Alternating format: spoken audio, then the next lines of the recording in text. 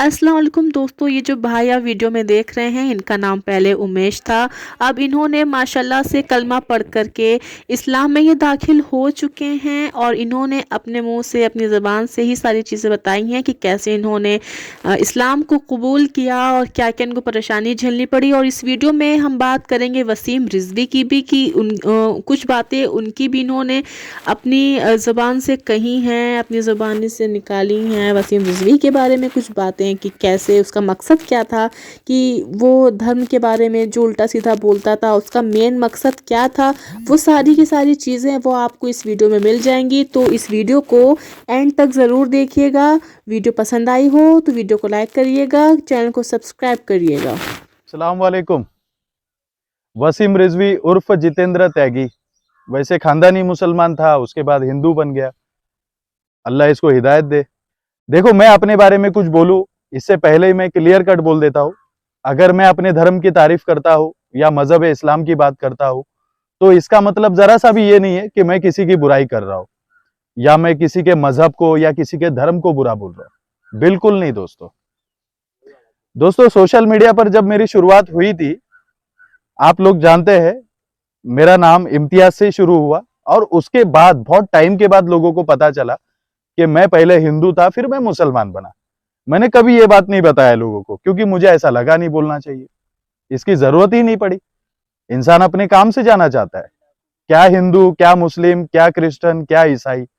जो इंसान अच्छी राह पर चलता है तो उसको सब लोग सपोर्ट करते हैं। अगर आप गलत राह पर चलो, फिर चाहे इतनी बड़ी दाढ़ी रख लो और गलत काम कर रहे हो तो बेशक आप चाहे कितना भी गिड़गिड़ा लो, लोग आपको सपोर्ट नहीं करेंगे क्योंकि वो इंसान गलत है और वो गलत राह पर चल रहा है। आगे सुनिए दोस्तों, मैंने अपनी लाइफ का सफर बहुत मुश्किलों से गुजारा। आज मुझे लगता है लगभग 8 से 10 साल हो रहे मेरी लाइफ को इस्लाम अपनाते हुए। मेरी लाइफ में इस्लाम 8 से 10 साल पहले आ चुका था और जब मैंने अपनी जर्नी शुरू की तो इतना आसान नहीं था कि घर से बाहर निकलो। ये सब क्यों बोल रहा हूँ, पूरा देखो वीडियो, बहुत अच्छे से समझ में आएगा कि वसीम रिजवी क्या है और आज वो जितेंद्र त्यागी बनकर क्या कर लिया। कहते हैं ना, जो जैसा करेगा वो वैसा भरेगा। दोस्तों, इस्लाम कबूल करने के बाद अब आप ये मत पूछना भाई कितने टाइम के नमाजी हो, ये मेरी अपनी लाइफ है, पर्सनल लाइफ है ना। बस एक अच्छा इंसान होना चाहिए, चाहे वो किसी भी धर्म का हो। एक अच्छे इंसान को सुनो, चाहे उसका धर्म क्या है, हमें उससे मतलब नहीं है। जर्नी शुरू होती है मेरी घर छोड़ने के बाद, बाहर निकलता हूं, इतना आसान नहीं होता। ना मेरे पास आधार कार्ड, ना पैन कार्ड, ना मेरे पास कोई अपने डॉक्यूमेंट। घर छोड़कर निकला मैं और मेरे घर से भी एक चैलेंज था। मेरे डैडी बोलते थे 2 दिन में रिटर्न आ जाएगा। चैलेंज करता हूं। देखो दोस्तों, हमने कभी काम नहीं किया। हम बड़े आराम से उठते थे सुबह 12 बजे और उसके बाद खेलना कूदना शुरू होता था। उस टाइम पे मैंने अपनी शुरुआत की थी। आप सोचिए, मैंने 2 रातें बाहर गुजारी और तीसरे दिन अल्लाह ने खुद ब खुद मेरे अंदर बर्दाश्त और मुझे हिम्मत दी। देखो, माँ बाप से दूर रहने का नहीं, ये पॉइंट ऑफ व्यू आप लोग समझिए। जिस चाहत में मैं घर से बाहर निकला था कि भाई मुझे अब मुसलमान बनना है, इस्लाम कबूल करना है।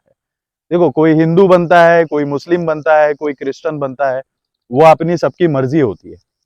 उसके बाद जो मेरी जर्नी शुरू होती है, देखो ये वीडियो अगर वसीम रिजवी तक पहुंच गया ना, शायद हो सकता है कि मेरी बात को सुन के बंदे के अंदर कोई सुधार आ जाए, सोचने के लिए मजबूर हो जाए। ये पैसा, चमक, धमक के चक्कर में ये आदमी अपने आप को बर्बाद कर रहा है। मैं तो यही मानूंगा, हकीकत है ये बात दोस्तों, हकीकत है।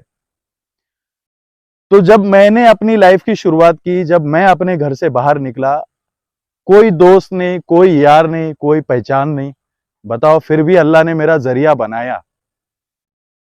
मैं एक ऐसी जगह पे रहने लगा जहां रहना इतना आसान नहीं था। टपोरियों के बीच में, छिचोरों के बीच में, कोई चोरी करने वाला था तो कोई मतलब किसी केस से आ रहा है। मतलब ऐसे माहौल में मैं रहा दोस्तों। उसके बाद मैंने मुंबई के अंदर भाड़े पर घर लिया, छोटी सी चौल में मेरे एक छोटी सी कुटिया, जहां पर मैं रहने लगा। और वहां से फिर मेरी लाइफ की एक जर्नी शुरू हो गई। मुझे नौकरी मिल गई और फिर उसके बाद मेरे माँ बाप से मैं अपने कांटेक्ट करता रहता था, अच्छे से बात करता था। लेकिन वहां से कुछ खास रिप्लाई मुझे नहीं मिलता।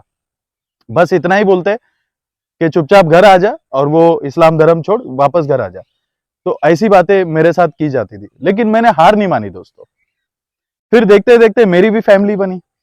बेशक मैं अकेला नहीं रहा। आज यूट्यूब पे मेरे 4,15,000 सब्सक्राइबर है और हर जगह पर मेरे वीडियो शेयर किए जाते हैं। धीरे धीरे देखो अल्लाह ने नवाजा। आप दोस्तों अपनी लाइफ में मेहनत करना सीखो, अल्लाह आपको देने वाला है बेशक। ये शॉर्टकट का जो रास्ता अपनाते हैं ना लोग, इनको क्या लगता है ये शॉर्टकट के रास्ते में पैसा तो बहुत है लेकिन सुकून नहीं है। वसीम रिजवी के पास शॉर्टकट है, उसने उस शॉर्टकट को अपनाया, इस्लाम धर्म छोड़ा और हिंदू धर्म अपनाया। मैं किसी धर्म को यहां पर बुरा नहीं बोल रहा हूं दोस्तों, धर्म कोई बुरा नहीं होता। इंसान का भले ही अपना मानने का तरीका अलग अलग हो, लेकिन कहते हैं ना सोच एक है। हमारी जो चाहत है ना वो एक ही है दोस्तों, मानने का तरीका अलग अलग है। तो उस इंसान ने शॉर्टकट रास्ता अपनाया, ये सोचा कि भारत के अंदर सबसे बड़ी मेजोरिटी हिंदुओं की है। वो यही सोच रहा है कि मुझे लोगों का सपोर्ट मिल जाएगा, और आज वो खुद ही बोल रहा है कि आज मुझे कोई खास लोग पूछता नहीं है, लोग सपोर्ट नहीं करते हैं। तो दोस्तों फितरत बदलनी बहुत जरूरी है। जब तक हम सही रास्ते पर नहीं चलेंगे, चाहे हम किसी भी धर्म के हो, लोग हमें इज्जत नहीं देंगे। जी हाँ दोस्तों, तो मैं वसीम रिजवी से इस वीडियो के जरिए से, भले ही मेरी औकात ना हो वसीम रिजवी के सामने, बहुत ही मामूली इंसान हूं, बहुत बड़ा आदमी है वसीम रिजवी, बहुत बड़ा आदमी है, मैं बहुत छोटा आदमी हूं। लेकिन मैं एक बात बोलना चाहूंगा, जितेंद्र त्यागी, भले आपको हिंदू धर्म में रहना है रहो, रास्ता सही पकड़ो, सही तरीके से चलो। और जो आपका टेंशन है ना, जो टेंशन में आप जी रहे हो, वो टेंशन आपको तभी भी था जब आप मुसलमान थे।